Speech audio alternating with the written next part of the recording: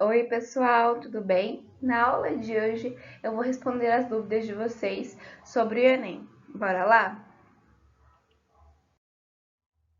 A primeira sessão vai ser sobre como escrever.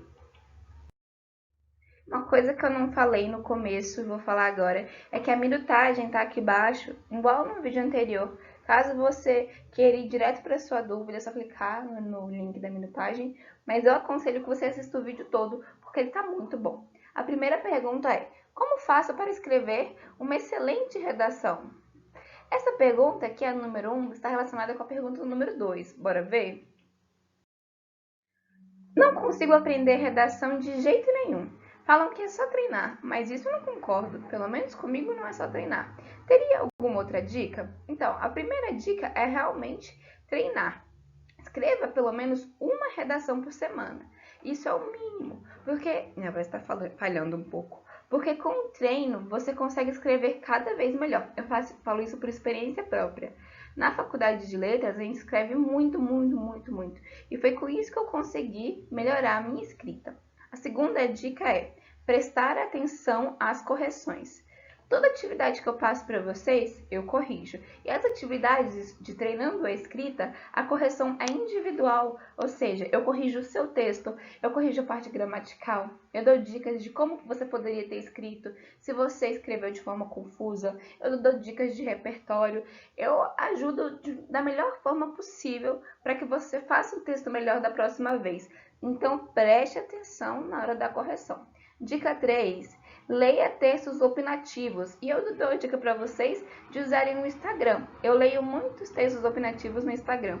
Eu coloquei aqui embaixo na caixa de descrição vários Instagrams que tem esses textos opinativos. Eu falo para vocês seguirem o meu Instagram. Eu posto no Story praticamente todos os dias várias reportagens, informações relevantes para vocês e que vão ajudar vocês na hora do Enem. Eu não posto com esse objetivo, eu posto porque eu realmente gosto de difundir ideias e de conversar com as pessoas. Então sigam o meu Instagram porque ela tem sempre algum texto que vai ajudar vocês. Também sigam o Instagram Imagens e História. Esse Instagram é maravilhoso. Para quem vai fazer o Enem, ele é perfeito. Porque citar uma fonte histórica na redação do Enem vai te ajudar muito. E ele sempre traz informações relevantes. Sigam o Instagram Quebrando o Tabu, Mídia Ninja. Veja o canal da Rita Von Hunt, que ela é perfeita. O canal dos Galãs Feios. Eles criticam muito o governo atual, mas por meio disso vocês conseguem entender a como fazer um texto mais crítico. E também tem um podcast Bom Dia Óbvios. Ele não é tão crítico assim, mas ajuda você a analisar a si mesmo e analisar a sociedade. Eu acho um podcast muito bom. Então já falei sobre canais do YouTube. Leia a introdução do livro Modernidade Líquida, do Bauman. Esse livro é perfeito para quem está terminando o ensino médio, para quem vai fazer o Enem, porque ele ajuda você a entender melhor a sociedade. Eu estou pensando até passar uma resenha para vocês sobre essa introdução do terceiro bimestre. E bora ver, né? Acho que vou passar. Então, quem quiser adiantar a leitura. E a última dica: pedir dicas ou orientações para os professores de Sociologia, que é o Leandro. E por que Sociologia? Sociologia é uma disciplina que analisa a sociedade. E analisar a sociedade é algo fundamental para quem vai fazer o Enem. A redação do Enem é isso, é sempre uma discussão sobre um fato do Brasil. Então, peçam para o professor Leandro dicas de textos. E quando eu falo texto, não é um texto enorme, pode ser um texto curto. Fala para ele: Leandro, estou com preguiça, estou desmotivado, me passa um texto mais rápido que vai me ajudar a ter ideias. Tenho certeza que ele vai te ajudar. E além do Leandro, falem com a professora de artes.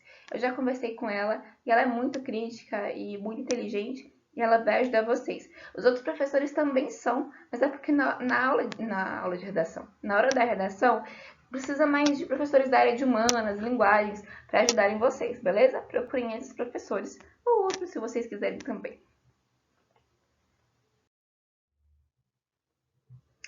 Para cada parte, eu tenho um pouquinho de dúvida. Na tese, eu posso colocar uma frase de algum autor, como se eu estivesse falando? Olha, você até pode, mas esse não é o objetivo da tese. Ficaria legal você colocar a frase de um autor no repertório. O repertório foi feito para isso. Na tese, você vai expor a sua opinião, claro, sem usar a primeira pessoa. Bora ver isso no próximo slide. Olha, aqui nós temos o Enem de 2015, que o tema foi a persistência da violência contra a mulher na sociedade brasileira. Então, foi, de forma assim, resumida, violência contra a mulher, ok? Eu peguei aqui 3 teses de 3 redações que ganharam nota 1000. Bora ler? Então, a tese da Amanda Castro é que as raízes históricas e ideológicas brasileiras dificultam a erradicação da violência contra a mulher no país. Então, para ela, o problema da violência contra a mulher, dele ainda existir, são as raízes históricas. Eita, essa cor ficou feia, né? Deixa eu botar aqui. Raízes históricas e ideológicas. Essa é a tese da Amanda. Já a tese da Ana, e se vocês quiserem ver mais redações nota 1000 do ano em 2015, o link está aqui embaixo. Então, a tese da Ana é que a persistência da violência contra a mulher se dá por conta da cultura de valorização do sexo masculino e por conta de punições lentas e pouco eficientes por parte do Estado. Então, vocês perceberam que a Amanda tem uma opinião sobre essa questão da violência e a opinião dela é por conta... A violência contra a mulher, ela acontece por conta de raízes históricas e ideológicas. Já a Ana, ela tem uma outra tese, que é por conta da cultura de valorização do sexo masculino e por conta de punições lentas. Então, vocês perceberam que o mesmo tema gera teses, visões, opiniões diferentes? Essa é a tese. Vamos para a última tese de hoje, da Cecília, que é que a violência, ela geralmente acontece no ambiente doméstico e as mulheres temem expor questões que acreditam ser de ordem particular. Então, elas ficam com dúvidas. Será que eu vou falar sobre isso com alguém? Porque antigamente tinha um ditado que briga de marido e mulher não se mete a colher. Mas mete sim, gente. Se você ver qualquer briga, chama a polícia, vai interferir, ajude a mulher. E se for o homem que está apanhando, ajude o homem. Não existe isso. Ninguém ninguém se relaciona para sofrer, tá bom? Então, aqui, caso você tenha ficado com alguma dúvida, pare, leia tudo que eu postei aí e qualquer coisa me pergunte. Mas percebam que o tema é persistência da violência contra a mulher e cada uma dessas meninas tiveram uma abordagem diferente. Essa é a tese. 4. Nos argumentos, eu tenho que relatar os problemas e nos repertórios, eu tenho que solucioná-los ou tenho que afirmá-los? Bora lá! Então, no argumento, você apresenta um posicionamento que confirma a sua tese. Esse posicionamento, ele é pessoal, mas você não vai escrever em primeira pessoa, tá bom? E já, então, deixa eu marcar aqui, isso é no argumento. Já no repertório, você apresenta algum fato histórico, conhecimento científico-cultural, alguma informação de uma série que você assistiu ou qualquer outra informação externa que dê embasamento ou apoie o seu argumento. Bora ver isso no próximo slide? Então, aqui, pegando a tese da Amanda Castro, que nós acabamos de ver, que é sobre raízes históricas e ideológicas. Essa é a tese dela do porquê que ainda existe a violência contra a mulher na sociedade brasileira. Então, qual foi o primeiro argumento dela? Foi que o Brasil ainda não conseguiu se desprender das amarras da sociedade patriarcal. Então, o argumento 1 dela foi sobre a sociedade patriarcal. Conseguiram entender? A sociedade patriarcal está intimamente ligada aqui, ó, com as raízes históricas do Brasil. Então, percebeu que o argumento 1 dela reforça a tese? Conseguiram entender? E o repertório é um texto da Simone de, acho que é Bovary, eu nunca consigo falar o nome dela direito, que é: não se nasce mulher, torna-se mulher, que aí reforça a questão da sociedade patriarcal. Caso tenha ficado alguma dúvida sobre isso, leia a redação da Amanda, tá no link aqui embaixo. Mas vocês conseguiram entender que o argumento vai ser alguma fala sua que vai reforçar a tese e o seu repertório vai ser algum conhecimento científico que vai dar mais força para o seu argumento. Ficou alguma dúvida? 5. Como começar uma redação? Planejando o seu texto. Planejamento é a parte fundamental. Por isso que a gente está fazendo treinando escrita. 6. Como desenrolar uma redação com mais facilidade? Tenho dificuldade para desenvolver uma redação. Então, como você vai, tipo, você começa a escrever, aí depois você tem uma dificuldade, não é? Então, primeiro, você tem que planejar, porque no planejamento, lembra que a gente tem a parte dos argumentos, dos repertórios? Então, você já sabe o que você vai escrever em cada parágrafo. Fica mais fácil. Além disso, é bom também você ler redações nota 1000, que vai ajudar você a entender como essas pessoas produziram seus textos. E o que eu falei já no slide anterior, treine e peça ajuda para mim, para outros professores de português, que no caso é só Divina. Então peça ajuda para mim ou para a Divina, que nós vamos te ajudar com certeza. Quais palavras podem ser usadas no começo dos parágrafos? Dê dicas de como estruturar a redação conectando as ideias. Eu falei sobre isso na nossa apostila de redação. Tá nesse tópico aqui, o B5, que é uma das competências da redação do Enem, que você tem que usar conectivos para deixar suas ideias bem interligadas. E aí, nessa parte da apostila, eu dou dicas de quais conectivos ou expressões usar na introdução, no desenvolvimento e na conclusão. Tem tudo lá. Deixei aqui um exemplo para vocês verem. Por exemplo, você pode iniciar a sua introdução com: constata-se na sociedade brasileira uma problemática recorrente acerca de, vamos pensar na violência contra a mulher, né? Tipo, da violência contra a mulher. Conseguiram entender? E aí vocês continuam escrevendo com essas palavras aqui. E tem uma lista de palavras, vai ajudar muito vocês. Como saber de fato o que eu devo usar e descartar? Você primeiro tem várias ideias, não é verdade? Você tem que ver qual daquelas ideias você consegue argumentar sobre ela. Não basta ser uma boa ideia, você tem que conseguir discutir, você tem que conseguir falar sobre. Vamos supor que você tem uma ideia maravilhosa, mas você só sabe aquilo ali sobre aquele assunto. Você não consegue fazer um parágrafo. Você sempre pensa: eu consigo fazer um parágrafo sobre essa ideia? Esse parágrafo vai ser um parágrafo bom? E aí você usa essa ideia. Se você não consegue fazer um parágrafo sobre essa ideia, você não usa. A não ser em questão de repertório, né? Porque repertório é só uma frase que você junta ao seu argumento. Conseguiu entender? Então, se for uma ideia para o argumento, você tem que conseguir falar sobre ela. Se for só uma ideia para o repertório, não precisa, porque você só encaixa ele ali no seu argumento. Agora vamos falar sobre as perguntas a respeito do tema. 9. Quais são os assuntos mais abordados? Eu reparei, assim, que o tema do Enem tem a ver muito com a gestão do governo. Vamos reparar isso na época do governo da Lula do Lula e da Dilma, que eu acredito que foi quando vocês nasceram, assim.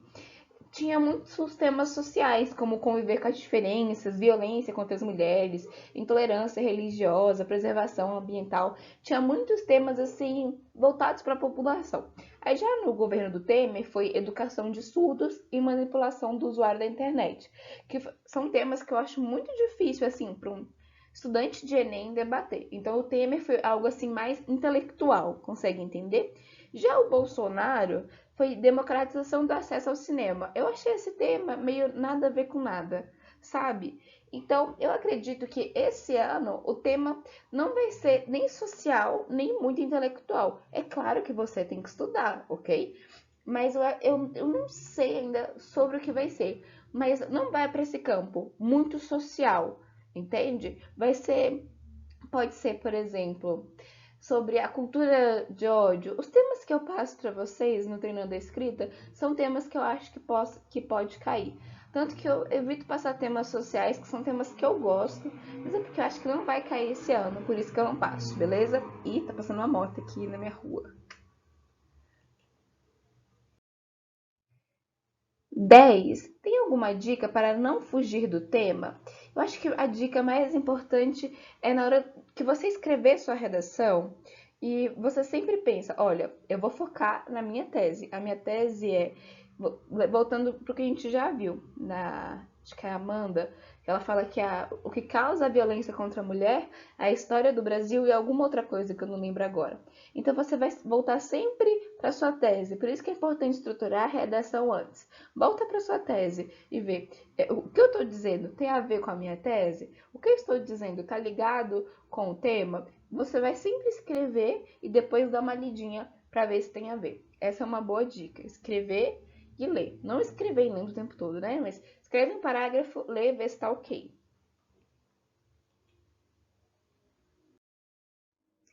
Agora vamos ver as perguntas sobre o repertório.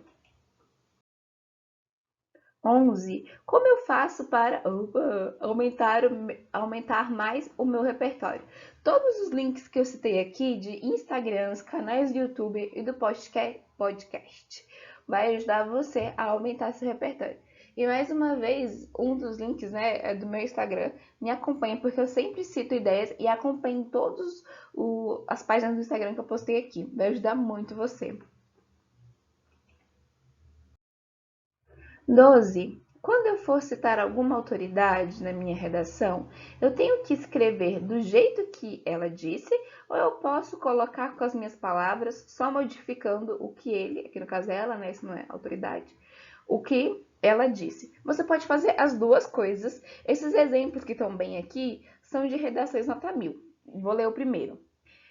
Essa é a pressão simbólica da qual trata o sociólogo Pierre Bourdieu. A violação aos direitos humanos não consiste somente no embate físico, o desrespeito.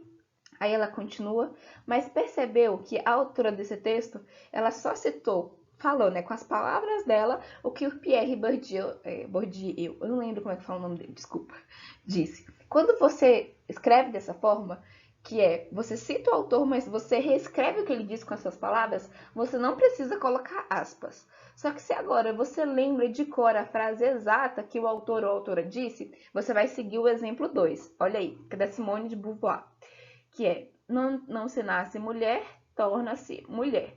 Então, se você colocar de forma direta, você coloca entre aspas. Se não, se você só lembra assim mais ou menos o que ele disse, mas você tem certeza, você coloca sem aspas. 13. Pode tirar os dados estatísticos do texto base? Pode sim, com certeza. Eu coloco lá justamente por isso. Porque na hora da redação do Enem, não vão ter tantos textos bases igual eu coloco. Eu coloco lá para ajudar vocês. 14. Que assuntos estudar para se preparar para a redação? Os links que eu citei aqui para vocês, acompanhem sempre esses Instagrams, porque eles dão várias ideias e falam sobre temas do cotidiano. E os temas que eu trago para vocês no Treinando a Escrita são temas bons para você estudar, beleza? A última pergunta do dia é: como conseguir conciliar, nossa, esse marcador ficou horrível, né? Estudos para o Enem com estudos escolares. Eu falei sobre isso num vídeo que eu já postei. Vou deixar linkado aqui em cima, beleza? Então é isso, pessoal. Muito obrigada por assistir até aqui. Até a próxima aula. Tchau!